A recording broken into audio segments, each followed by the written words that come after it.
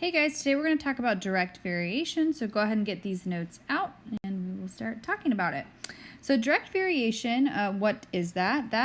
Direct variation occurs when two numbers, and they're going to be represented as x's and y's, move in a constant relation or direct proportion to one another.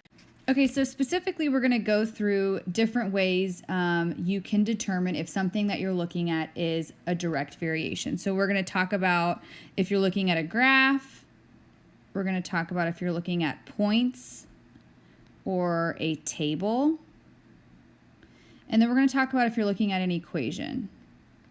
So we are going to determine from a graph if we're looking at direct variation. Same thing with points and same thing with an equation. Now I want to talk about that these things are interchangeable, right? Like if I'm given an equation, I can graph it and also determine if it's direct variation. Same thing with points. I can take the points and graph them and see if it's direct variation from a graph from a point. So all of these kind of mix together, but we're going to look at each individual piece and figure out if what we're looking at is direct variation or not. Okay, so the first thing is direct variation from a graph. So we are going to be able to determine from a graph if what we're looking at is a direct variation. So kind of the rules that have to be followed is in order for it to be direct variation, it must be a straight line. And that line must pass through the origin. So that's 0, 0. So if I take a look at these two pictures, you can see the first picture up top, that is a straight line. It's diagonal, but it's definitely straight, and it definitely goes through the origin. So that first example, this is a direct variation. That would represent direct variation. Now our second one, you can see it is, yes, a straight line. However, that line does not go through the origin. The origin is over here. So this is a non-example. That would not represent direct variation. All right, so now let's look at an equation. If you were just given an equation, how would you be able to determine if you're looking at direct variation or not? Well, the standard equation that you're going to always try to look for is y equals kx, okay? Where y are your y values, your k, that is actually something called your constant of proportionality, and then x would be your x values. Now, I want to point out that k cannot equal 0 in this instance. That's very important.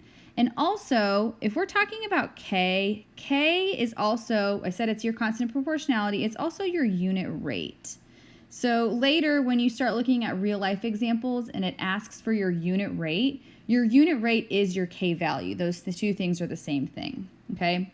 All right, so now if we look at some of our examples over to the right, if we look at the top, this first one, y equals 5x, this does represent a direct variation because you have a y and your x is being multiplied by your k value. So that's actually set up perfectly. It's very easy to look at and determine that that is direct variation. There's nothing added to it. There's nothing subtracted to it.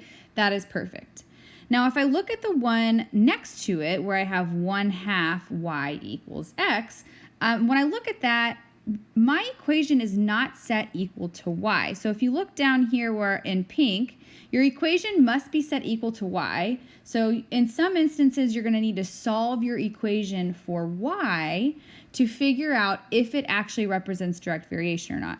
So if I look at that equation, and I'm going to solve it just like we solve normal equations, I want the y to be on one side and the rest of my equation to be on the other side. So if I want to get my y alone right now, my y is being multiplied by 1/2.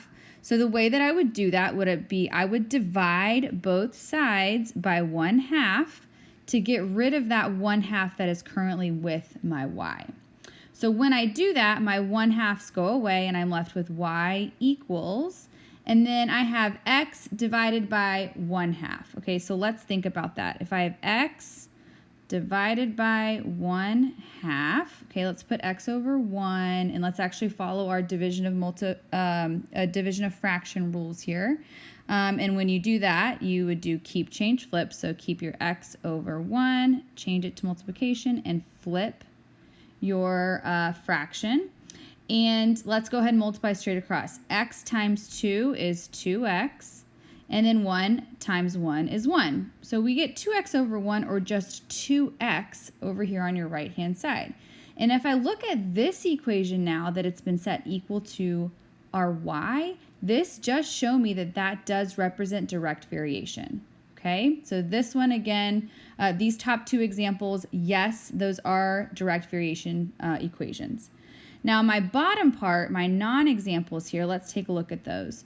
So if I take a look at my first one right here, y equals 4x plus 5, my equation is set equal to y, so I don't have to do any work here. But if I look, I have my 4x, so my k here, and my k is being multiplied by my x, so that's good. But you notice here I've added a plus 5, right? That means that this equation is not direct variation. There can't be any adding or subtracting at all in the equation. So this definitely is not direct variation. It's a non-example. Now if I look at the one to the right, first I notice it's not set equal to y. So that's the first thing I need to do is I need to get my y alone.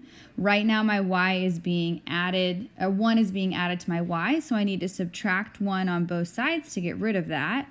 When I do that, I'm left with y equals, and then I have 2x minus 1, because I can't do anything because that's those aren't like terms.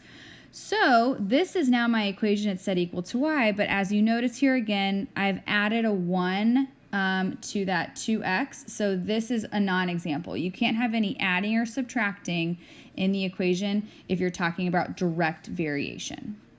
Okay, so the last thing that we're going to talk about is if you've got a table or if you have points that would go on a graph, then how would you determine if it's direct variation or not?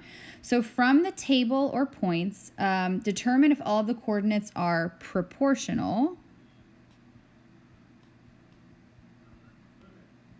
by using the formula k equals y over x. Okay, so what we're going to do is we are going to determine with our table if we have a k, if we have a unit rate, if we have a constant of proportionality. And the way that we do that is we put our y value over our x value. And if we get the same number when we simplify for our k, then that means that it represents direct variation. So this will make more sense once we actually practice this. Another thing you should also do is check to see if this point would go through the origin. You want to make sure that that's also true, because you can have a straight line sometimes, but it may not go through the origin, so you just have to be careful with these. But let's take a look at our first example on the right. Okay, so we have a table here. We have our x values and our y values. So what we are going to do is we are going to try to find k by putting all of our y values over our x values, simplifying and seeing if we get the same thing. So if I look at my first point here, I've got my x is 1, my y is 2. So I'm going to put my y value, which is 2, over my x value, which is 1. And we notice here that that's going to simplify to 2, right? 2 over 1 is just 2. So I'm going to keep going. For my next one, I have 2 and 4, so I'm going to put my 4 over my 2, okay? Now, if I simplify 4 halves, or 4 over 2, I'm also going to get 2. I'm going to keep going. Do all your points. This next one, 6 over 3, I'm going to simplify that. Okay, yeah, that gives me a 2 again. And then my very last point here, I've got 8 over 4. If I simplify that, whoa, what do you notice? We get, again, 2. So when I simplify all of these, I get 2, and that is my k. So this shows that it is proportional. So we are done here. So if I had gotten a different number, like if I had set my y over my x, and for this point specifically, I got something other than 2, then that would not represent direct variation, okay? But that wasn't the case here, so we are good. Now, sometimes it's not going to be written out into a table like this, and you're just going to get a set of points. So that's what's right here that I'm underlining in or circling in red. We just have a bunch of coordinates there, and we have to determine what our x is and what our y is and see if we can get a k. So don't forget, when you're looking at a point like this, your first value is always your x and your second value is always your y. So for that first one, we have 2 over 1. For the second one, we have 4 over 2, and then 6 over 3, and 8 over 4. They actually are the same points as the table above. Just wanted to make sure that you remember how to check it. Now, if I simplify each of these, I do get the same value, which is 2, and 2 would be my k value here, or my unit rate, okay? So that does show me that this is direct variation. Now, if I look at the very last part of this, my non-example here, I'm still going to do the same process. I'm going to put my y value over my x value and see if I get the same thing. So for the first one, I get negative 2 over 1. Okay, we know that would give us negative 2. The next one, I get 0 over 2. Okay, I already know that that's not going to give me negative 2. So technically I could stop here, but if I keep going, I have 2 over 3, and then 4 over 4. And as you notice here, when you simplify each of these, you get a different value. This is not going to be proportional, and it does not show direct variation. You can also see very clearly this does not go through the origin. If it went through the origin, it would have to be 0, 0. Okay, so this does not represent direct variation. This is our non-example.